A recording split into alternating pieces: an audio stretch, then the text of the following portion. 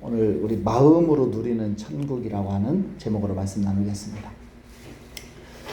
우리는 삶이 너무 힘들면 천국 가고 싶다 이런 말 많이 하잖아요. 나 빨리 천국 가고 싶어. 그러니까 천국은 그만큼 좋은 곳이죠. 또 행복하고 기쁨이 가득한 곳이기 때문에 빨리 천국 가고 싶다. 그래 여러분, 천국은 죽어서만 누릴 수 있는 곳이 아니에요. 천국은 오늘 여기에서도 누릴 수 있는 줄 믿습니다. 예, 천국은 여기서도 누릴 수 있어요. 예. 그러면 여러분, 우리가 신앙생활 열심히 하면 하나님이 우리의 환경을 바꿔주셔서 여기가 천국이 되는 걸까요? 여러분, 그렇게 생각하시면 시험 들어요. 우리가 예수를 잘 믿고 신앙생활을 잘해도 우리의 상황은 여전히 힘들 수 있어요. 우리의 환경은 여전히 어려울 수 있습니다. 예. 왜냐하면 이 세상에는 죄가 가득하고 악이 가득하기 때문에 이 세상은 점점 좋아지지 않을 거예요, 여러분. 자연재해 한번 보세요. 이 세상은 우리의 기대대로 점점 살기 좋은 세상이 되어가는 게 아니라 점점 살기 나쁜 세상이 되어갈 거예요. 우리 자녀들은 우리보다 훨씬 더 어려운 세상에서 살게 될 겁니다. 자, 그렇다면 어떻게 우리는 지금 여기서 천국을 누릴 수 있을까? 여러분, 환경으로 누리는 게 아니라 마음으로 누리는 거예요. 네, 마음으로. 그러니까 환경으로 누리려고 하시면 천국을 못 누려요. 근데 천국은 환경으로 누리는 것이 아니라 마음으로 누리는 것이다. 할렐루야. 예. 여러분, 불안한 일이 많아도 마음이 평안하면 천국을 누리게 되는 거예요. 부족한 것이 많아도 내 마음이 넉넉하면 그 사람의 마음은 천국인 거예요. 여러분, 마음이 지옥인 사람은요, 환경이 아무리 좋아도 죽을 것 같아요. 산의 진미를 펼쳐놔도 입맛이 없대요. 5성 호텔에서 잠을 자는데도 불면증에 시달려요. 친한 친구들 사이에 둘러싸여 있는데도 외로워요. 그러니까 마음이 지옥인 사람은 어떤 환경에서도 다 지옥이에요. 그러나 마음이 천국인 사람들은 환경이 괴로워도 거기서 천국을 누리는 거죠. 그 새롭게 하소서에 나온 우리 최경희 집사님이 중고등학교 시절 줄곧 1등을 놓치지 않을 만큼 공부를 잘했다고 합니다. 그런데 고3, 이제 수능을 얼마 안 남겨둔 고3 이 시험에서 성적이 10등으로 떨어졌다는 거예요. 그때부터 시험 공포증이 왔답니다. 그 시험 공포증이 얼마나 심한지 시험지를 받으면 그 시험지에 자기 이름조차 쓸 수 없었대요. 얼마나 무서운지. 이거는 정말 느껴보지 않은 사람은 모르겠죠. 그런데 고3 때 엄마를 통해서 예수님을 인격적으로 만나고 자기가 마음으로 천국을 누리게 됐다는 거예요. 그래서 그 고3 생활이 여러분 얼마나 힘듭니까? 아침 7시에 학교를 가서 저녁 10시에 들어오는 창살 없는 그런 감옥 같은 재수 생활을 했지만 힘든 기억이 하나도 없을 정도로 그렇게 즐겁게 고3 생활을 보냈다는 거예요. 우리가 환경이 힘들어도 내가 마음으로 천국을 누리게 되면 그게 천국인 거예요. 천국인 거예요. 자, 그러면 어떻게 하면 나도 마음으로 천국을 누릴 수 있을까? 네. 오늘 그 말씀을 오늘 본문이 얘기를 하고 있어요.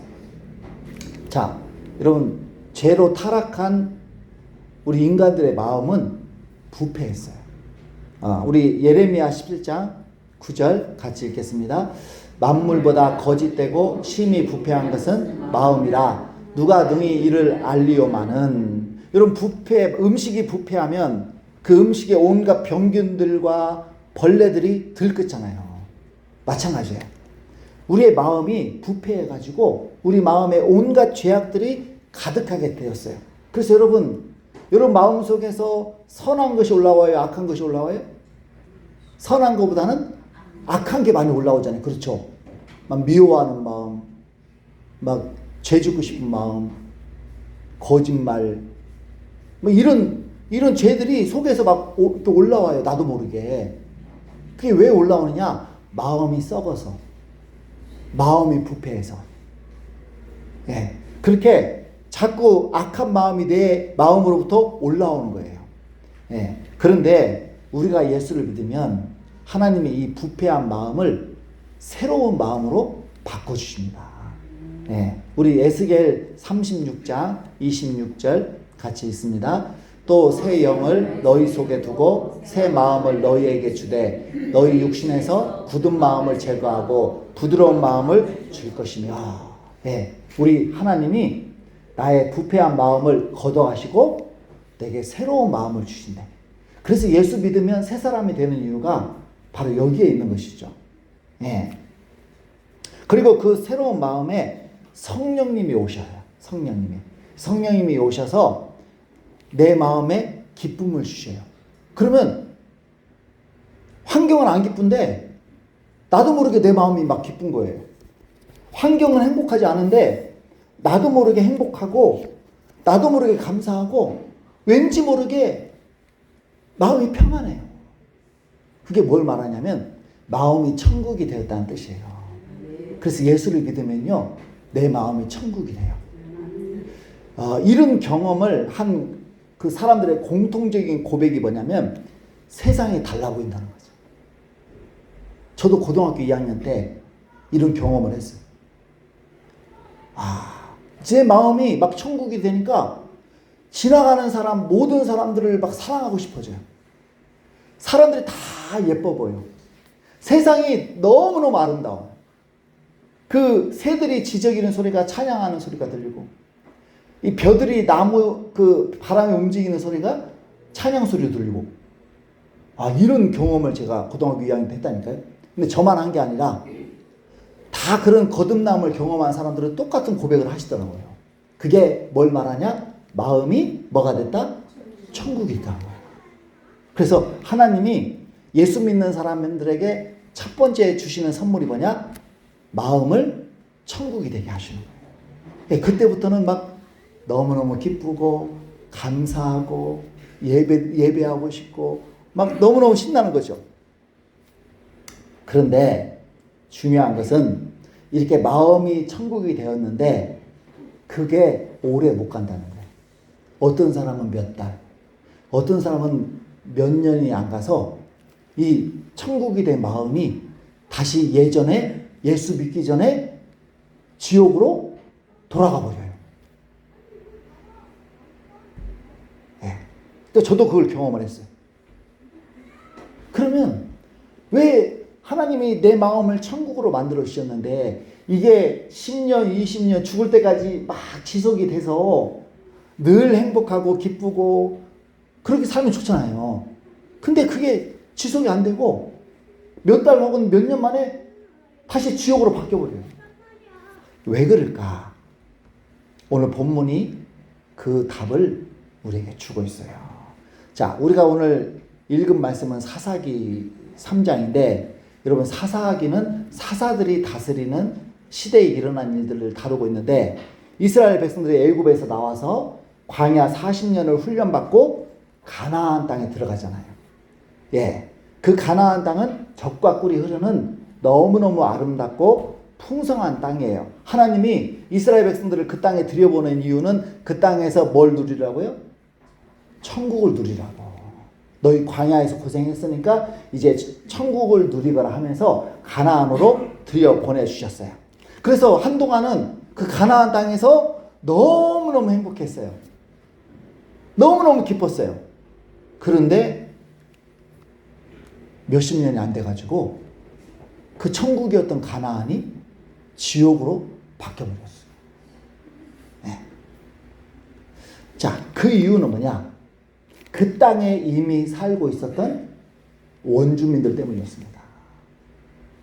자, 하나님이 이스라엘에게 가나안 땅을 주셨을 때 그 가나안 땅은 그냥 들어가 살기만 하면 되는 신도시가 아니었어요. 신축 아파트가 아니었어요. 이미 그 가나안 땅은 수백 년 전부터 살아오던 원주민들이 정착해서 살고 있었어요.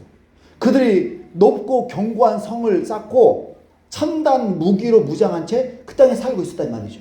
그래서 그들을 몰아내고 그 땅에서 이스라엘 백성들이 살았는데 문제는 다 몰아내지 못했어요. 그래서 그 땅에 남아있던 원주민들이 이스라엘 백성들을 유혹을 해가지고 다시 거기에서 타락을 해요. 그래서 그 타락 때문에 하나님께 징계를 당하게 되고, 그래서 천국이었던 가나안이 뭘로 바뀌어요? 지옥으로 바뀌어버려요. 자, 우리도 마찬가지예요, 여러분. 오늘 하나님 우리에게 새 마음을 주시고 성령이 우리에게 오셔서 우리 마음이 천국이 되었지만 우리 마음에는 여전히 옛 성품의 7 족속이 살고 있어요. 자, 마가복음 7장 21절, 22절 같이 읽습니다. 속에서 곧 사람의 마음에서 나오는 것은 악한 생각, 곧 음란과 도둑질과 살인과 간음과 탐욕과 악독과 속임과 음탕과 질투와 비방과 교만과 우매함이니. 자, 이거 예수님이 하신 말씀이에요. 예수님이 사람의 마음에서 이런 것들이 나온다 하면서 12가지를 소개를 하는데, 오늘 이 12가지는 7가지로 요약을 할 수가 있어요. 그래서 음란, 탐욕, 분노, 거짓, 질투, 교만, 어리석음. 자, 여러분 마음속에 이게 있어요, 없어요? 이런 죄가? 여러분 없다고 하시는 분들은 위선자예요. 그렇죠? 저도 있어요, 여러분. 이 중에서 몇 가지가 있어요, 여러분? 다 있잖아요. 7가지 다 있어요. 자, 내 마음속에 이 7가지가 있다라는 것은 뭘 말하냐면, 내 마음속에 이 7가지 제약이 살고 있다 이 말이에요. 내 속에 살고 있어요. 네. 자, 그러니까 뭘 말하냐면, 하나님이 우리를 구원하시고 새로운 마음을 주셨을 때 내 새로운 마음에서 죄악을 완전히 걷어버리신 게 아니라 이 죄악을, 7가지 죄악을 남겨두셨다는 거예요. 그래서 우리가 예수를 믿고 거듭났지만 여전히 마음속에서 음욕이 올라오잖아요. 좋은 게 있으면 갖고 싶은 탐욕이 생기고, 내 마음대로 안 되면 분노가 치밀어 오르고, 불리하다 싶으면 나도 모르게 거짓말이 튀어나오잖아. 저도 거짓말 잘하더라고요. 조금 불리하잖아요. 저도 모르게 거짓말이 제 입에서 튀어나오더라고요. 나보다 잘 되면 질투가 나고, 성공하면 교만해지고, 잘못된 판단을 하는 어리석음이 여전히 있어요. 그러니까 이 7 제약만 없으면 저와 여러분은 이미 성자가 다 성자가 되어 계셔야 돼요. 우리 회개할 필요도 없어요. 저도 이 7 제약만 없으면 제가 참 선한 목자가 됐을 텐데, 이 7 제약 때문에 여전히 고개를 못 드는 죄인이 되었습니다. 여러분, 이 이스라엘 백성이 가나안 땅에 살고 있는 7 족속 때문에 가나안에서 천국을 누리지 못하고 지옥을 살았듯이, 오늘 저와 여러분도 7 제약 때문에 마음 천국을 누리지 못하고 마음 지옥으로 살고 있는 거예요. 그럼 이제 이런 의문이 들어요. 왜 하나님은 나를 바꾸시려면 완전히 새롭게 하셔서 아예 죄지을 생각조차 못하게 그렇게 완전히 새 사람으로 만드시지, 왜 이 7 제약을 남겨두셨을까?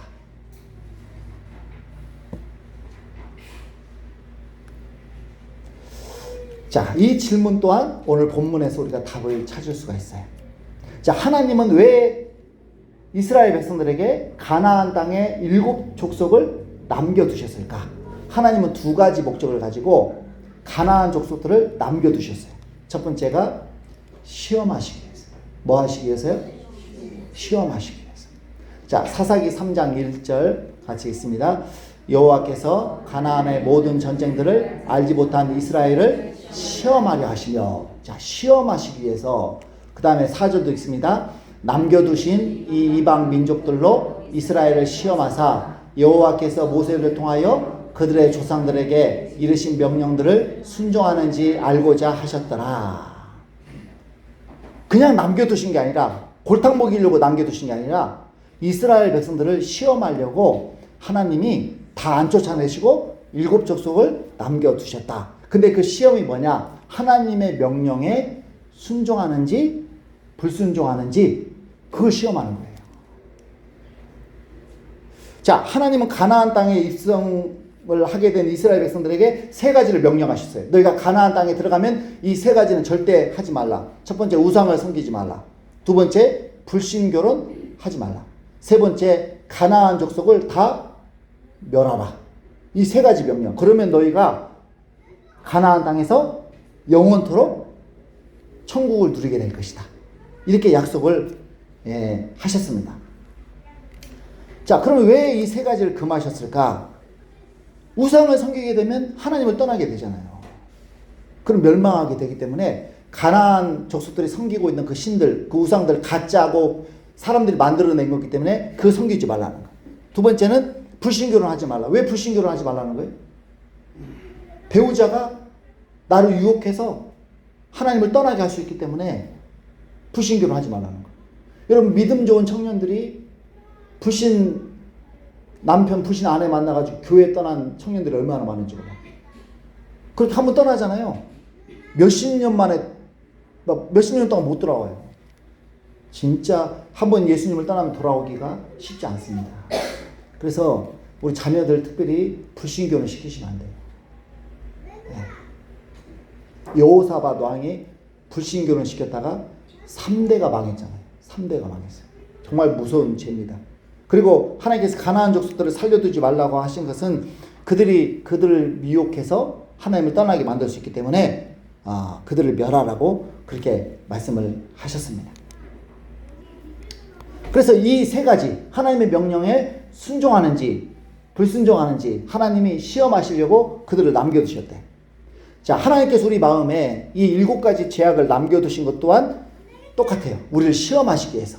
우리가 하나님 명령에 순종하는지 불순종하는지 시험하려고 이 7 제약을 내 마음속에 남겨두셨다. 자, 하나님이 간음하지 말라고 그랬잖아요. 이 간음하지 말라는 명령에 순종하는지 시험하시려고 저와 여러분 마음에 음욕을 남겨두셨대. 음란을. 하나님 사람들과 나누고 베푸는지 보시려고 탐욕을 남겨두셨대. 항상 기뻐하는지 보시려고 분노를 남겨두셨대. 정직하고 충성된지 보시려고 거짓을 남겨두셨대. 이웃을 사랑하는지 보시려고 질투를 남겨두셨대. 겸손히 행하는지 보시려고 교만을 남겨두셨대. 뱀처럼 지혜로운지 보시려고 어리석음을 남겨두셨다는 거예요. 네. 그래서 이렇게 해서 내가 어떤 부분에 순종을 하는지, 어떤 부분은 순종을 안 되는지, 그것을 하나님이 테스트를 하시는 거예요.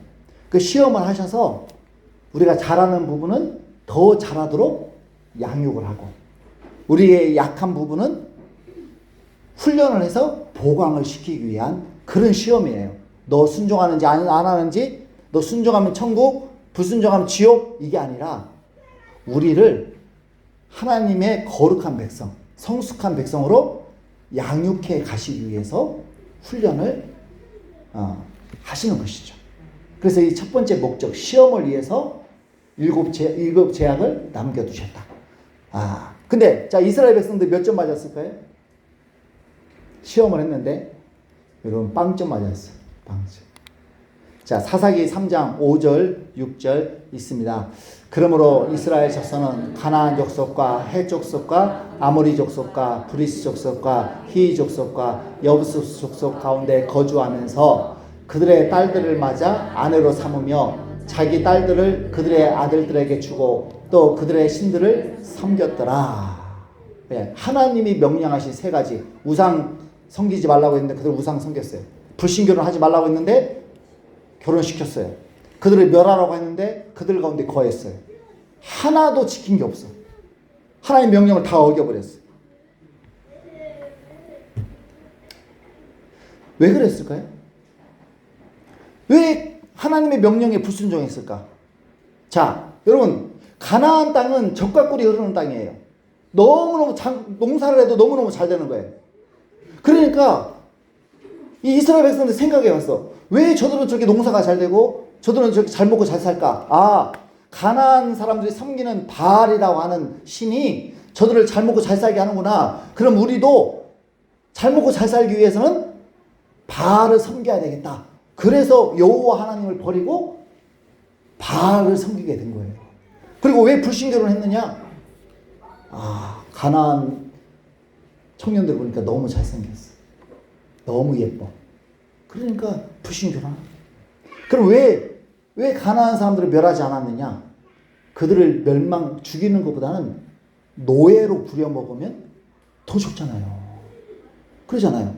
일꾼이 부족한데 그들을 노예로 삼아서 그들을 농사를 짓게 하고 그러면 더 이득이 되기 때문에, 예, 이런 현실적인 이해타산 속에서 그들은 하나님의 말씀을 철저히 무시한 거예요.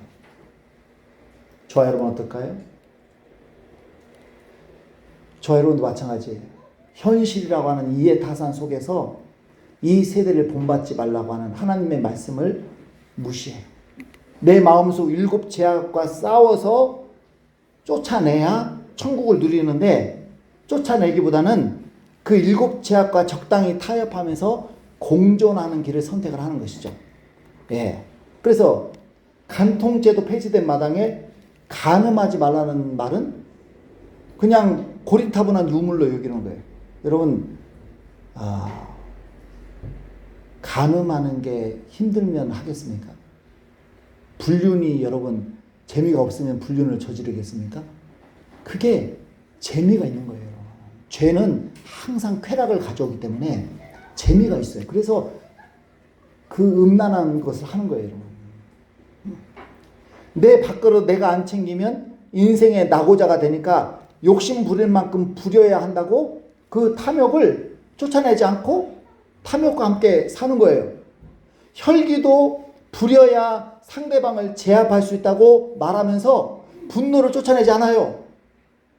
내가 혈기도 안 부리고 그러면 사람들이 나 바보 취급하니까 혈기를 내야 될 때는 내야 된다. 그러면서 그 혈기와 함께 사는 거예요. 거짓말도 어느 정도 해야지 정직하게만 해서는 손해만 보고 살아남기 어렵다. 질투도 해야 발전이 있다. 예, 하나님도 도와주셨지만 내가 노력한 것이 더 크다. 그러면서 교만을 감추지 않아요. 사람이 어떻게 실수하지 않고 사냐? 자신의 미련함을, 어리석음을 합리화시켜요. 이렇게 우리는 보이는 현실과 먹고 살아야 한다는 이해타산 속에서 이 7 죄악을 쫓아내라고 하시는 하나님의 명령을 어기고 이 7 죄악과 함께 사는 길을 선택을 하는 거예요. 여러분, 시험에는 상벌이 있어요. 시험 잘 보면 좋은 대학 가요. 시험 못 보면 못 가요. 하나님이 우리를 시험하실 때도 시험을 잘 합격을 하면 하나님이 복을 주십니다. 근데 이 시험에 점수가 낮게 나오면 하나님 우리를 징계를 하세요. 그래서 이 시험을 통과하면 이 땅에서 우리가 마음으로 천국을 누리게 되는데, 불순종하면 하나님의 징계를 당하게 되고 우리가 이 땅에서 고생을 하게 돼요. 자, 하나님께서 가나안 땅 7 족속을 남겨두신 두 번째 이유, 전쟁을 가르치기 위해서다.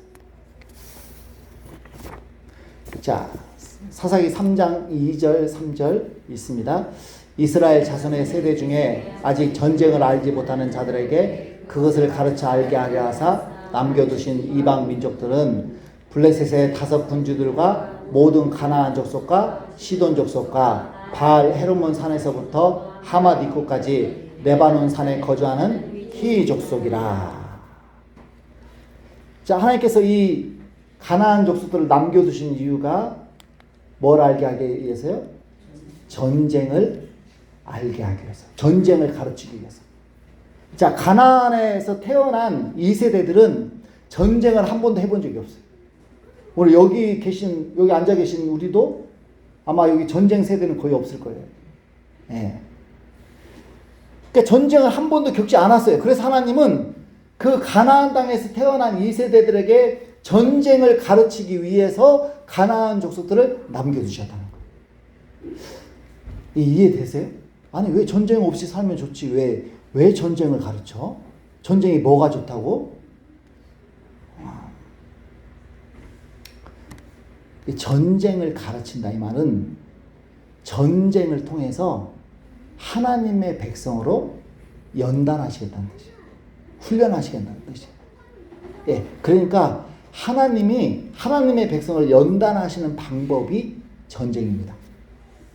실제로 이스라엘 백성들이요, 전쟁 없이 평안하게 살았을 때는 다 하나님을 떠나버렸어요.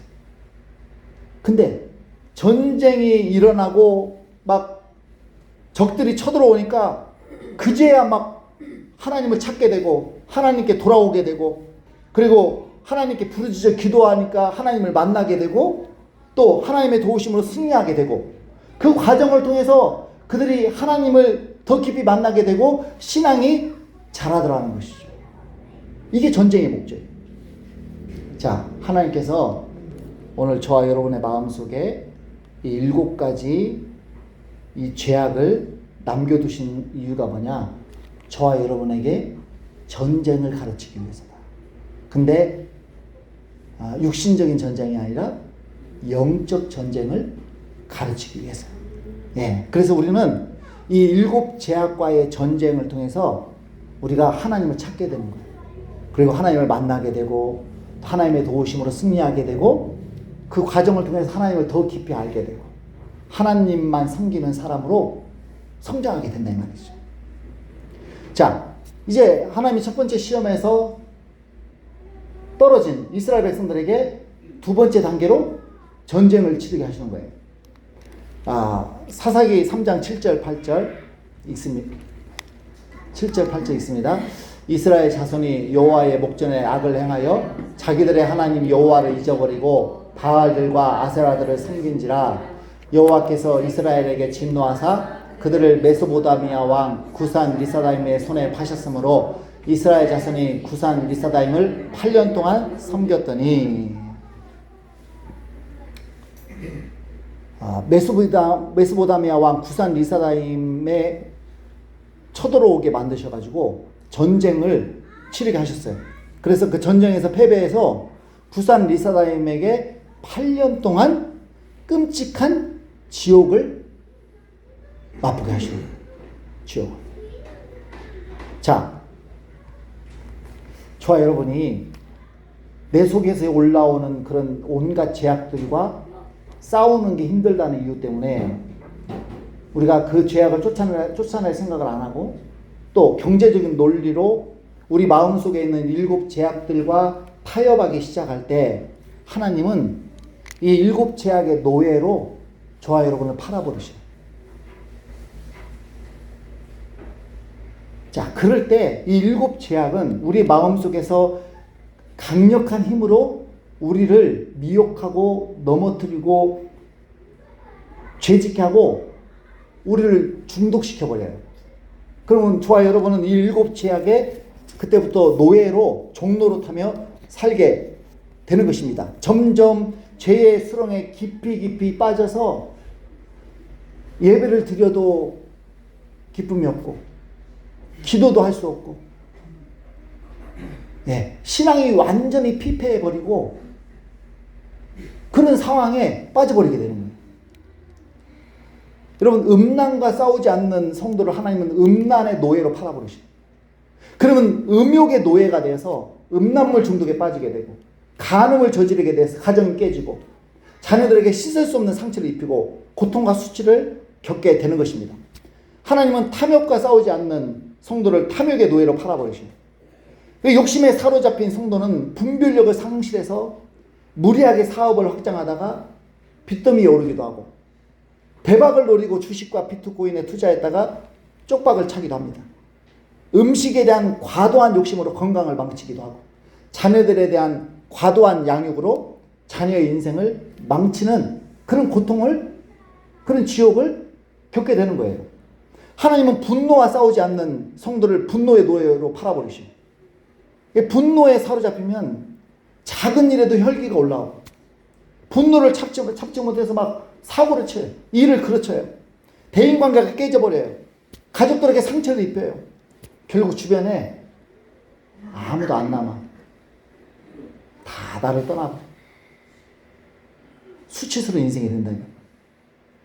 하나님은 거짓과 싸우지 않는 성도를 거짓의 노예로 팔아버리십니다. 거짓에 사로잡혀서 너무나도 쉽게 거짓말을 해요. 그냥 입만 벌리면 거짓말이 나와요. 약속해놓고 안 지켜요. 말은 그럴싸하게 하는데 행동은 달라요. 결국 주변 사람들이 신뢰를 다 잃어버려요. 아무도 그를 믿어주지 않아요. 신용이 없어져요. 점점 고립되어서 고통과 수치를 당하게 되는 거예요. 하나님은 질투와 싸우지 않는 성도를 질투의 노예로 팔아버리십니다. 질투에 사로잡히잖아요. 남이 행복하면 너무너무 슬퍼. 남이 불행하면 기뻐. 의부정, 의처증에 부부관계가 깨져버려. 주변 사람들을 경쟁 상대로만 여기기 때문에 막 나보다 잘 되면 미워하고 헐뜯고 험담하고, 나보다 못 되면 조롱하고 무시하고, 바보 그것도 못하냐. 예, 결국 자기 자신도 불행하게 되는 것이죠. 하나님은 교만과 싸우지 않는 성도를 교만의 노예로 팔아버리십니다. 교만의 노예가 되는 사람은요, 아는 척, 있는 척, 우쭐대고, 조금 해놓고 공치사하고, 안 알아주면 서운해하고, 하나님보다 더 자신을 신뢰하기 때문에 기도하지 않아요. 자존심이 강해져요. 고집이 세져요. 그래서 주위 사람들의 말을 안 들어요. 그러니까 주위 사람들이 말 안 듣는 사람들 있잖아요. 교만한 사람, 교만해지대는. 자기보다 강한 사람들 앞에서는 굽실거리고, 자기보다 못한 사람 앞에서는 무시하고. 성경은 교만은 패망의 선봉이다. 그러니까 죄 중에서 어떤 사람이 가장 빨리 넘어지느냐? 교만한 사람이 가장 먼저 넘어지느냐. 나폴레옹이 유럽을 정복한 후에 그 기세를 몰아서 러시아까지 진격해 들어가려고 계획을 세우죠. 출정 전날 한 행사에서 귀족 부인에게 이 승전의 확신을 갖고 자신의 계획을, 내가 이렇게 러시아를 정복할 것이라고 설명을 합니다. 듣고 있던 부인이, 인간이 계획하나 이루시는 분은 하나님이십니다. 그게 조용히 말을 해줬어요. 그러자 황제가 껄껄 웃으면서, 부인, 모든 것은 제가 계획하고 제가 이룰 것입니다. 걱정하지 마십시오. 그리고 출정을 한 거예요. 여러분, 몇 달 후에 나폴레옹은 전쟁에서 대패하고 1814년 엘바 섬에 유배되고 말았더라. 교만한 사람은 반드시 그 교만 때문에 수치를 당하게 된다는 거예요. 마지막으로 하나님은 어리석음과 싸우지 않는 성도를 어리석음의 노예로 팔아버리세요. 어리석음의 노예가 되면 말도 안 되는 어처구니 없는 잘못을 저질러. 황당한 잘못. 도대체 왜 이런 잘못을 했을까 싶을 정도로 그 잘못을 저질러요. 또는 말도 안 되는 이야기에 현혹이 돼요. 예를 들어서 안산홍이 하나님이다. 거기에 현혹이 돼가지고 안산홍을 하나님으로 떠받들어요. 하나님이 어리석음의 노예로 팔아버리면 말도 안 되는 것에 넘어간다 이 말이에요. 보이스 피싱에 넘어가 버리고, 잘못된 선택, 잘못된 결정을 해서 인생이 파탄나고, 엄청난 빚을 지게 되고, 가정이 깨지고. 뉴질랜드의 어떤 남자가 과속을 했다가 6만 원짜리 범칙금이 나왔어요. 그래서 이거 부당하다. 너무 많이 나왔다. 그러면서 소송을 걸었어요. 3년 동안 싸웠습니다. 결국은 졌어요. 결국 재판 비용까지 720만 원을 물어야 했습니다. 6만 원 물기 싫어가지고 720만 원을 물었다. 얼마나 미련합니까, 여러분? 이런 미련한 짓을 안 할 것 같죠? 하나님이 저 여러분을 미련함에 팔아버리시잖아요. 미련하게 사는 거예요. 저 여러분이 이 7제약과 싸우지 않고 적당히 타협하면 하나님은 나를 7제약의 노예로 팔아버리십니다. 그러면 마음이 음란해져요. 욕심이 가득 차요. 작은 일에도 혈기를 부려요. 속고 속이는 일이 늘어나요. 시기 질투로 우울해져요. 거만해지고 미련해집니다. 그러면서 내 마음이 지옥이 되는 거예요. 지옥이 돼. 마음이 지옥이 되니까 정신적으로도 병들고 몸도 병들어. 병든 몸과 마음으로 가족들을 대하니까 가족들이 어떻게 되겠어요? 자식도 상처받고 배우자도 시험 들고 직장생활, 사회생활도 평탄치 않고 대인관계가 너무너무 힘이 드는 거예요. 하나님과의 관계도 막히니까 신앙생활도 너무 형식적으로 되고 결국 마음도 지옥, 환경도 지옥. 이 전쟁 같은 삶을 살게 됩니다. 전쟁 같은 삶. 자, 이스라엘 메소포타미아 왕에게 팔려 지옥 같은 삶을 살게 되었을 때 그제야 그들은 회개하고 하나님께 살려달라고 부르짖습니다. 그러자 하나님께서 한 구원자를 세우셔서 이스라엘을 구원하시죠. 우리 사사기 3장 9절에서 11절까지 읽습니다. 이스라엘 자손이 여호와께 부르짖음에 여호와께서 이스라엘 자손을 위하여 한 구원자를 세워 그들을 구원하게 하시니 그는 곧 갈라베 아우 그나스의 아들 온니엘이라. 여호와의 영이 그에게 임하셨으므로 그가 이스라엘의 사사가 되어 나가서 싸울 때 여호와께서 메소포타미아 왕 구산 리사다임을 그의 손에 넘겨주심에 온니엘의 손이 구산 리사다임을 이기니라. 그 땅이 평온한 지 40년에 그나스의 아들 온니엘이 죽었더라. 하나님께 살려달라고.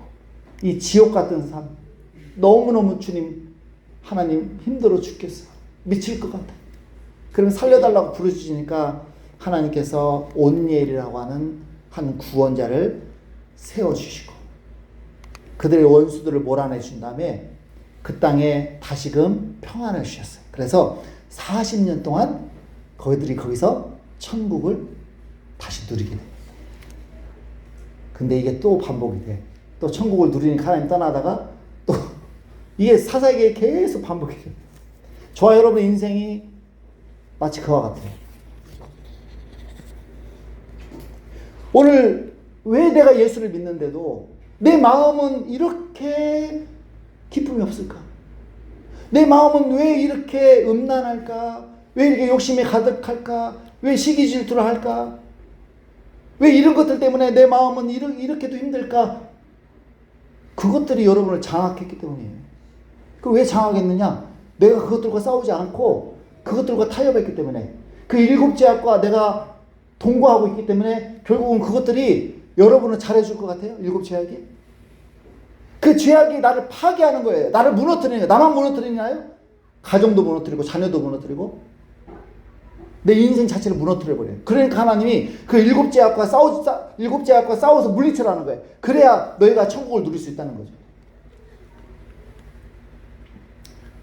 여러분, 싸우는 게 힘들어서 7 죄악과 적당하게 타협하며 살면 행복할 것 같지만 점점 그 죄악에 더 강렬하게 사로잡혀서요. 나중에는 중독이 돼요, 몸에.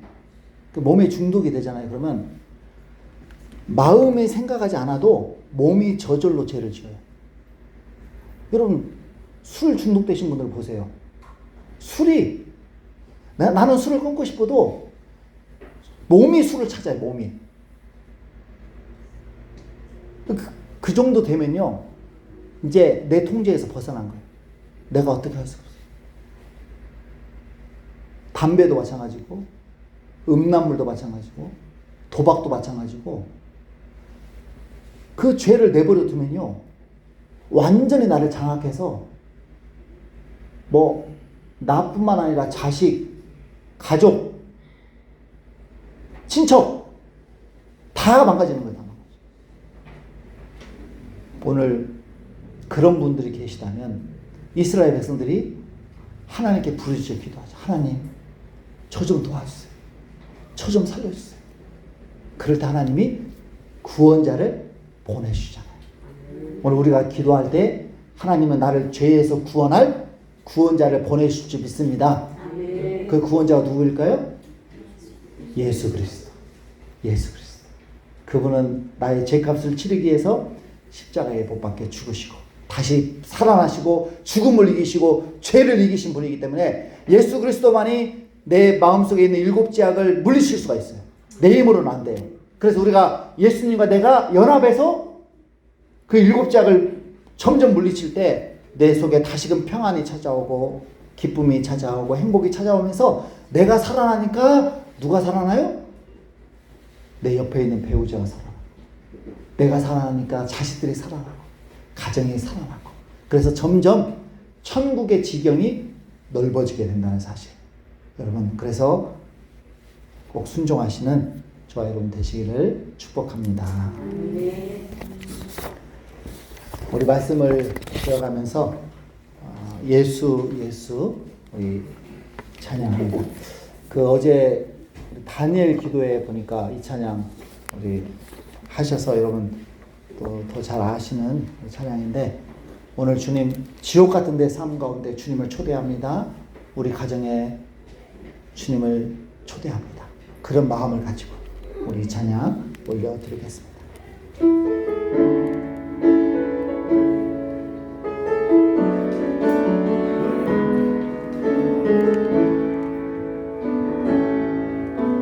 슬픈 마음 있는 자, 몸과 영혼 병든 자, 누구든지 부르시오. 예수 이름 부르시오.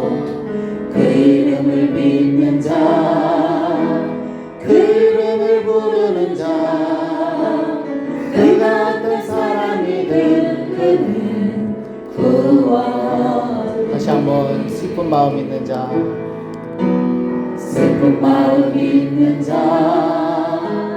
몸과 영혼 병든 자, 누구든지 부르시오.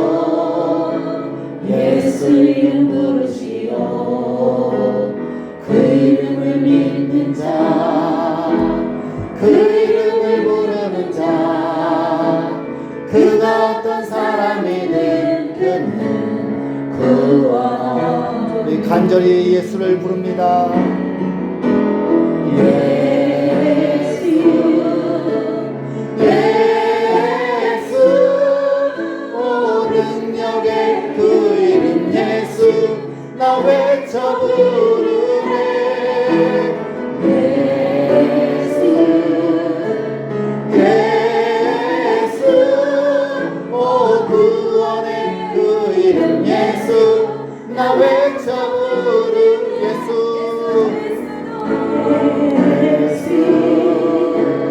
예수, 오 능력의 그 이름 예수, 나 외쳐 부르네.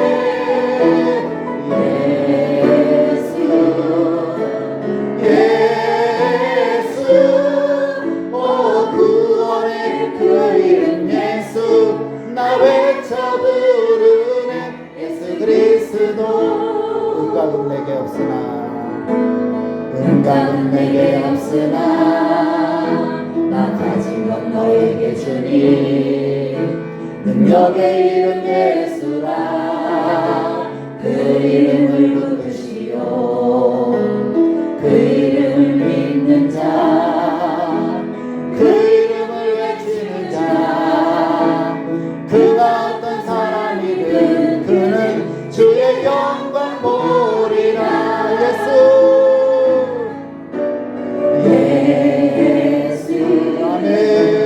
예수, 오 능력의 그 이름 예수, 나 외쳐 부르네. 예수, 예수, 오 구원의 그 이름 예수, 나 외쳐 부르 예수.